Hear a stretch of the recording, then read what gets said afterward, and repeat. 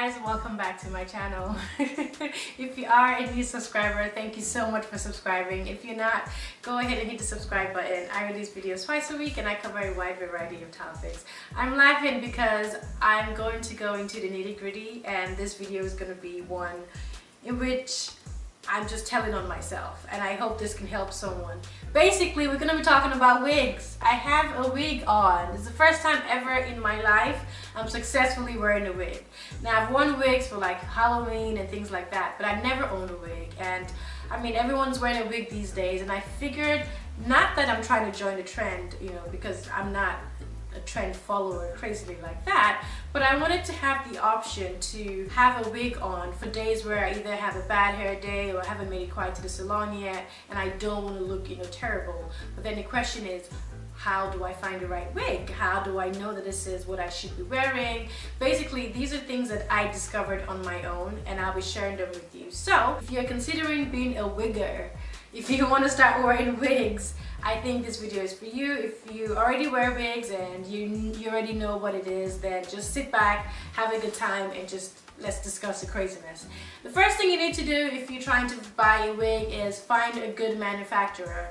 Now, there are a lot of people who sell wigs, you know, on Instagram, from China, AliExpress, your best friend's sister. Everybody knows someone who does wigs. Some people even make wigs by themselves at home.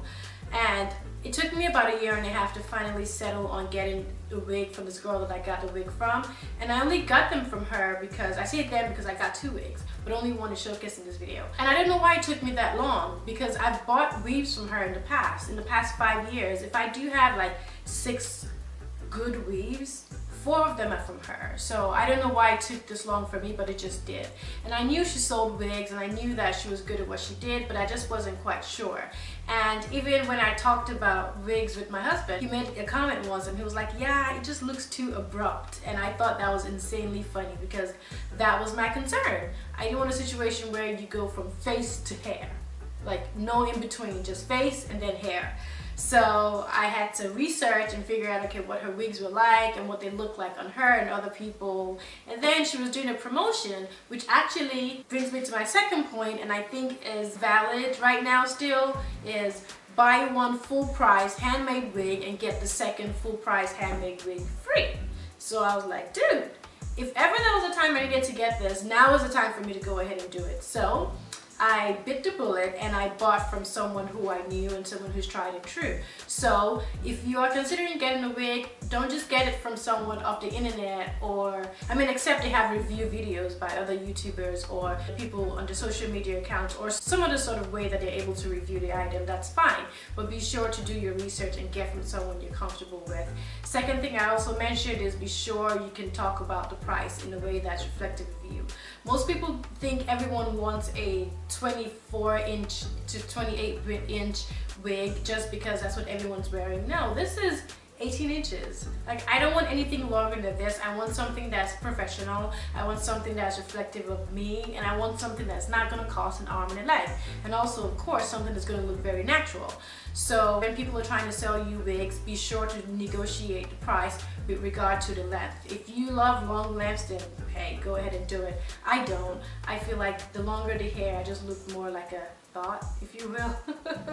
But when I'm on vacation, then I can have, like, you know, extremely long hair. But I think this is a good length. Consider that when you're trying to figure out how you can get a good wig. The other thing you need to know is your hair underneath the wig needs to be braided down. I thought I could just wing the wig, if you will, by just pulling my hair back and then wearing the wig cap over it. But when I tell you my wig was so lumpy, I was so scared when I got it. I said, oh my God, this is terrible. I've made the wrong decision. And then my husband walks in and he looks straight at me and looks straight at my hair. And it looks at the puffy part, and that just made my heart drop. So I was like, oh my God, now I look like a totally insane person. But I then went to the drawing board, washed my hair the next day, braided it all the way down, and then I put on the wig and slicked on some mousse on it, tied it with a scarf, brushed it out, and voila. Sleek and fine. Sleek and fine. So if you want your wig to look natural, be sure to make sure your hair is braided underneath as tiny as possible. Some people braid just like 4 braids and that's fine. I have 12. I made sure they were tiny, and I do all that stuff myself, so I made sure they were tiny and tight. That way they won't be puffing out from the corners and they won't look crazy. So that's something else that you need to know. Also, something else no one told me until I FaceTimed with my sister, because she's amazing when it comes to wigs. Her natural hair is actually dreads, and she just wears a wig over it every now and then. Before, she was 100% wigger. Now she's like half dreads, half wigs. And I called her, I'm like, look, my head is hurting. And she's like, yeah girl, you just bought a wig, your head's gonna hurt. I'm like, no one told me that. So you are going to need to take some ibuprofen. Or if you are in the UK or Africa, you're going to have to take some paracetamol because your head is going to hurt. Like Nene said in her Real Housewives, the wig is squeezing your brain. It's not literally squeezing your brain, but it feels like it's squeezing your brain. So you are going to get headaches. You have to get used to that. I hate the fact that I get headaches, but I tell you what, as soon as I am done with the day, I don't even sometimes make it to my doorstep before my wig is already out. That's also a disadvantage because you get used to that too. But a good thing is you can take off your wig and you can like adjust it, you know, during the day in little ways here and there that will make it more comfortable for you. The first day I wore it for my entire 10-hour shift at work, I went to the bathroom like twice and took it off for 30 seconds and put it back on. And within those 30 seconds, I waited and I prayed and I hoped that no one walked in during that time. Luckily, they did not. But don't try that at work. That's something you're just gonna have to deal with. They say it gets better with time. Okay, I believe that because I'm either getting used to it or it's getting better. Either way, it is going to hurt your head. So know that going in. It's just like when you're getting braids. You know that it's gonna hurt and then it's eventually gonna fizzle out and you're gonna get used to it. So that's the same thing with wigs. Also, consider the size of your head. I've always said that I have a small head and I'm very conscious about it. Now most of these wigs have an elastic band and I told her, listen Diana, I really like your wigs, but I need to make sure you custom make mine to be reflective of the size of my head. She's like, oh, your hair's not that big. Or I'm like, yeah, it's actually really tiny. So what's the size of the regular elastic band that you put in the wig to secure the wig? I think she either said a 14 and she's going to use a 12 for me, or it's a 12 and she used a 10. Either way, she went down 2 inches. 2 inches, guys, so I can get the wig looking tight and snug just to my head. So if you have a big old head, then you might want to go up a little, 18 inches. If you have a tiny head like me, then you might actually want to go down a couple of inches. Those are things you need to take into consideration when you're wearing a wig. Something else that I'm struggling with, but you also need to take into consideration, is the fact that people are going to compliment you, but they don't even know that it's a wig. So a lot of people have been complimenting me about my hair, and I'm like, oh my God, does he or she know that I have on a wig? I'm getting compliments at work, I'm getting compliments at court. I'm like, do they know it's a wig? I think they don't. I think they're just complimenting you because you look good. So stop being self-conscious because you're wearing a wig. There's nothing wrong with wearing a wig. Everyone's wearing a wig. Half of this video is me talking to myself anyway. But I wanted to share with you because I remember when I was trying to find the best wig, or trying to find how to break into the wig market, if you will, there was no video out there.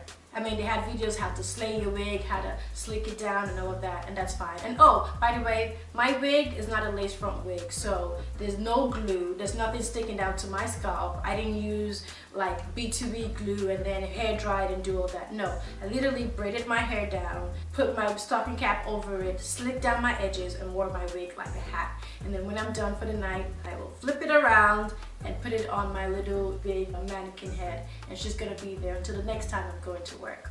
Now, am I going to wear wigs exclusively? No. I do like my weaves, I like my ponytails, and I'm actually going to get my hair braided soon. I also just like a little bit of change every now and then. And like I mentioned earlier, I want to be able to switch my look from one look to the other in the middle of the week without waiting for an entire week until I'm able to see like a hairstylist or something. Because sometimes it's Tuesday and your hair is done. Like you've had that weave for like a month and there's nothing you can do to revive it, but then your hairstylist appointment is not till like Saturday and you have 4 days where you're looking like a bum. I want to not look like a bum in those 4 days. I want to actually be able to have the option to say, okay, I'm gonna wear this wig until then, or whenever my hair feels like it's thinning out because I'm using too much heat or it's breaking just because of the braids or anything. I also want to be able to give it like a 3-week period where I can just let it rest and not worry too much about any adhesives or heat or, you know, anything pulling at it. So I hope you find this really helpful. I do love this wig. I will link down below where I got it from. I consider her a friend, and I will put her Instagram handle, her website there, and also you can reach out to her directly and see if she's offering any specials or deals. You can tell her Annette sent you, and she probably will work with you. She ships worldwide, so that's not a problem with regard to shipping. Anyway, I hope you found this video helpful, and until next time, keep slaying your wigs, and I'll see you in my next video. Bye guys.